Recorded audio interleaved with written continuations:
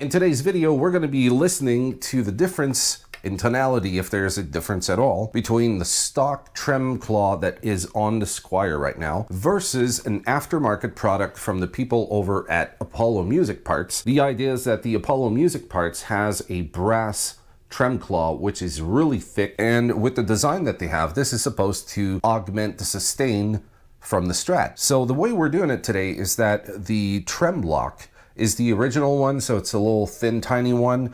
So I do have some sustain just because I usually deck the bridge here and I just bring those Trem claws as far as I can go. So this doesn't move anymore and it's flat with the body. So I thought maybe I should change the Trem block as well, but I don't want to do that. I'm so used to how everything sounds, and you know, it's the same pickups, same strings, like nothing has changed here. I'm just removing the Trem claw and putting in the new one. What I did in order to make this video happen is that I've taken a DI box, which is this one here.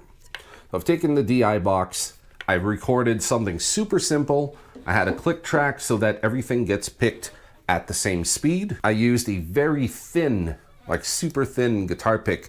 That way, even if I hit hard, I'm not going beyond the capacity of this really thin pick, because I tried it with thicker ones and I had volumes all over the place. And this one here is almost like a compressor, like everything seems to balance out. So that's what I used. Like I said, it's the same pickup height, everything's the same. I haven't changed anything but the Trem claw in the back.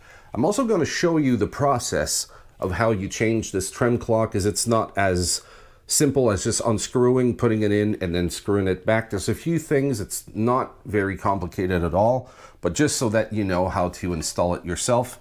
And what we're gonna do is listen to some DI tracks. I'm gonna be playing the same thing. We're gonna compare AB with the original one and the aftermarket one. We're gonna have a compressor to see how much sustain we have. There's gonna be some gain, and we're gonna try just a single note with a fuzz and see how it rings out. It's always the same matching pickup combination, so there's no, like on one example I'm doing one thing with the bridge and the other with the neck. I've matched everything. So this is as scientifically accurate as I can get it. Let me know what you think. We're going to see the waveform on screen. I'm going to also have a little clock so that we can see how long the notes sustain for.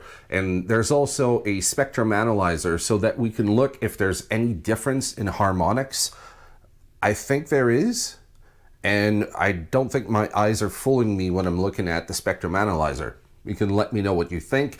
Of course, how you pick can sometimes change how you perceive everything, but everything was picked between this pickup and that one, and as close to the edge of this pickup, just so I had a point of reference. So it's not like I'm picking here on one and then picking over there on the other. They're all being picked in the exact same spot.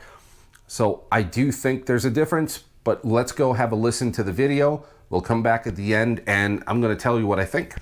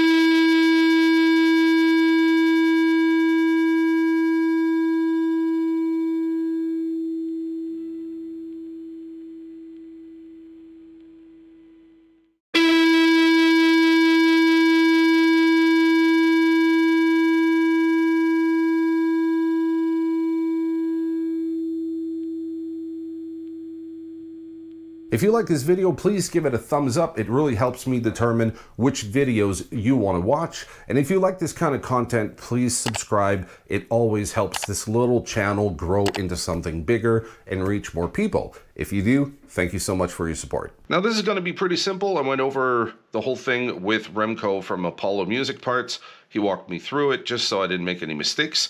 So over here we have 6 poles. This is going to be for the springs that are connected to your trem block. The loop part ends up going in here. Once that is secured, you use this part here. It's got indentations that match these poles.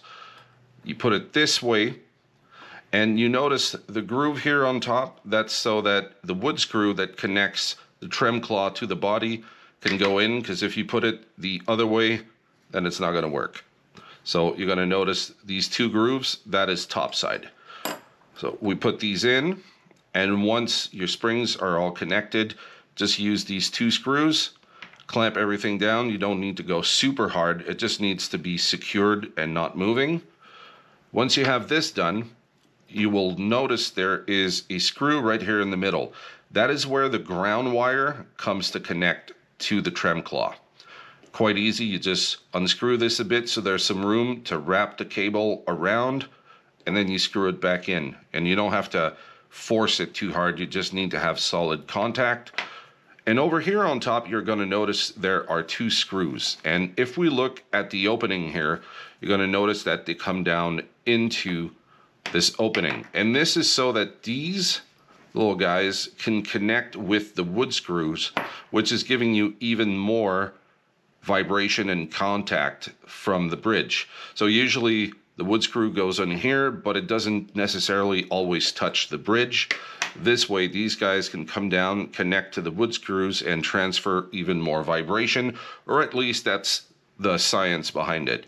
Now, if you find that these poke out of the body too much, depending on the depth of your instrument, if you find that these are too high, you have some black ones that are provided that don't have the top part.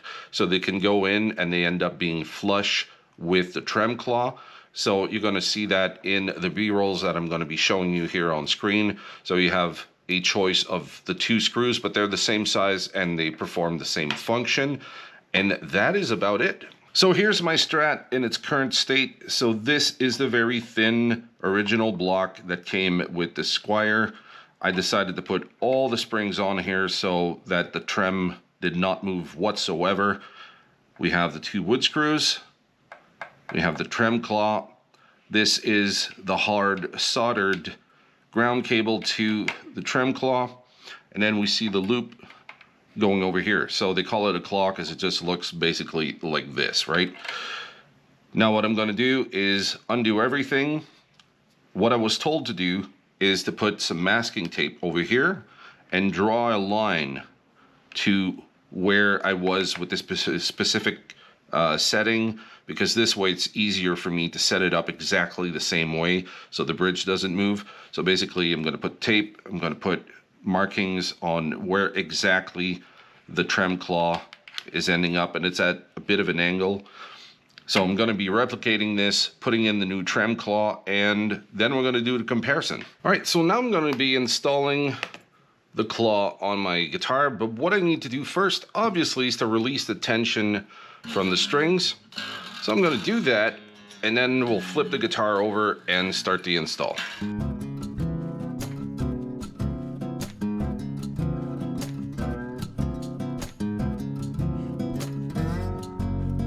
Alright, so I have the springs off. All I need to do now is wait for the soldering iron to be hot enough so I can unsolder this from this trem claw. And then what I'm going to do is just bring them over into my kitchen. I'm going to go see how much each way, just to see what the difference in mass is between this one and the other. I'm obviously expecting this one to be much heavier and more dense than this. I'm gonna wager something around maybe like 53 gram, and maybe this is like 12 gram. I'm not sure, but we'll see.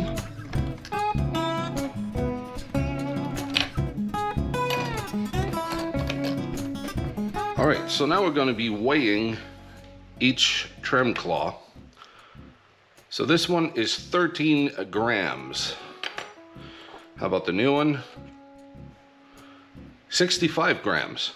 So 13 and 65. Now what I want to do is get these springs on here.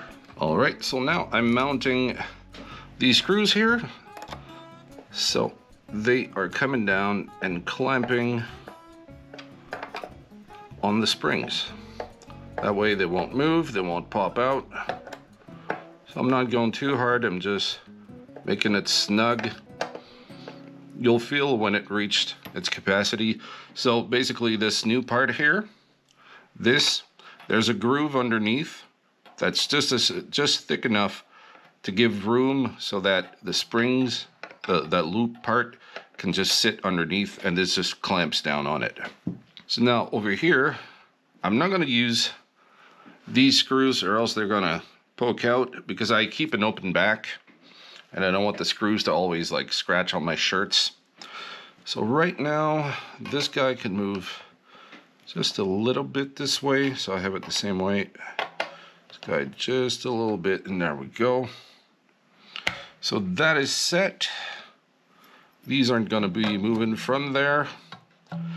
And right now what I can see is, because this is clamping down, that means that you're getting more contact between this piece, the loop part of the spring, and the bottom of the trem claw. And now to get more sustain by getting the screw to connect with these wood screws that connect into the guitar and also get contact with the bridge, I'm gonna go get the part I'm missing, and I'm gonna be right back. So those are the screws that are gonna come in here and replace these guys. So basically the head on these is just giving you like a millimeter more, and I don't want these to hook onto my shirts. If you have a sausage of fingers, you may be a bit irate with this part of the process, but well worth it. Just take a good shower when you're done, and you should be all set. Okay, so the one mistake I made here is the little black screws that go in here. I put one of them backwards, and when you do that, you cannot use the little Allen keys because at the bottom there's no hole. So I had to use tweezers to get it out. So just don't make the same mistake as me. I make a lot of mistakes when I do these things. So yeah, I'm no guitar tech, that is for sure. So what I'm going to do here is back this bridge up, connect the soldering, not the soldering, but the ground, and then I will adjust it back to where it was. So according to what Remco told me is that I don't actually need to solder physically onto the trem claw. So if that's the case, that means that just having good contact between the end of this cable here, so the metal part, with this, as long as the screw can tighten on it, I should have a solid connection.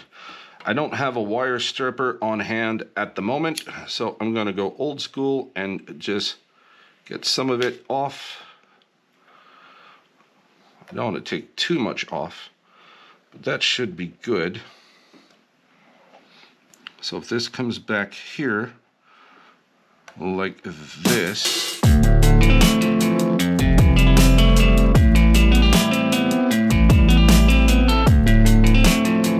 so here's the lowdown on this experiment. First, I really thought about how to do this properly without fooling myself into hearing something. So I'm trying to use some science to really back this up, but there's some stuff that's more layman. The picking, you know, it's like I'm using a thin pick, as I mentioned before, because I find that even though I might want to dig louder, the pick only has a certain capacity to hit the notes a certain way. So it doesn't fluctuate as loudly as, let's say, a much denser pick. So by using this, it seems to keep the notes more consistent. I also used a plugin to normalize the audio. What that means is that sometimes you can record and there might be peaks that are louder than the other.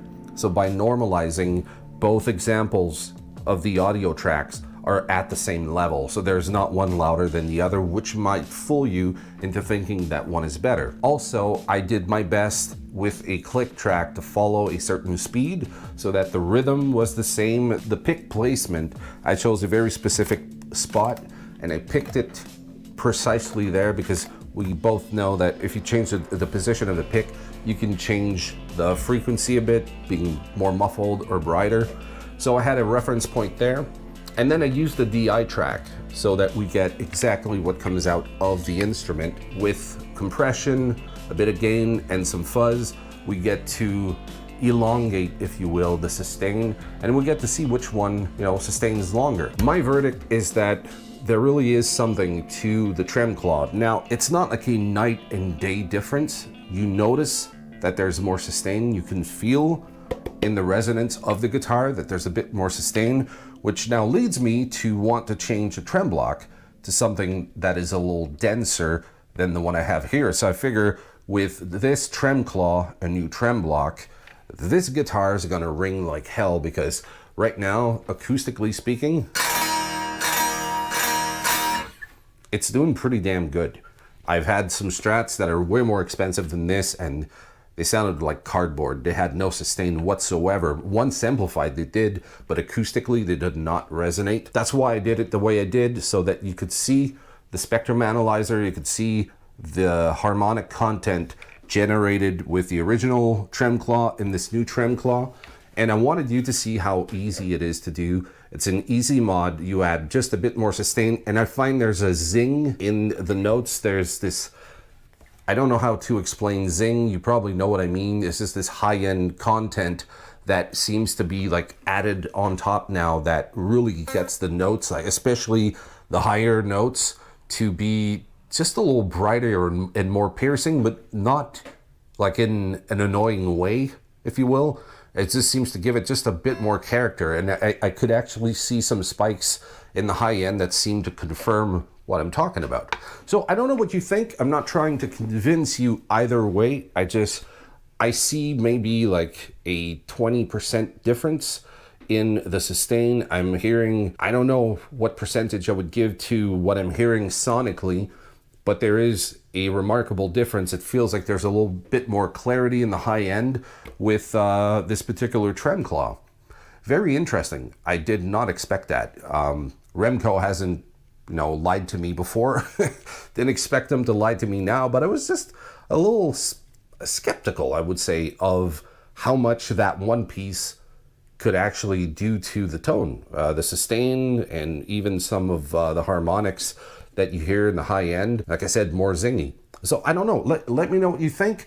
Of course, I hope that you are listening to this with a proper set of headphones or some good studio monitors, because if you're just listening on the phone, you're probably going to miss out on a lot of that sonic information. So let me know what you think. And in the meantime, if you enjoy this, I also have another video with Apollo Music parts where I changed the bridge on my Telecaster and put a B and G bender on the telly. So if you're interested in that, click over here and I'm going to see you in the next one. Cheers.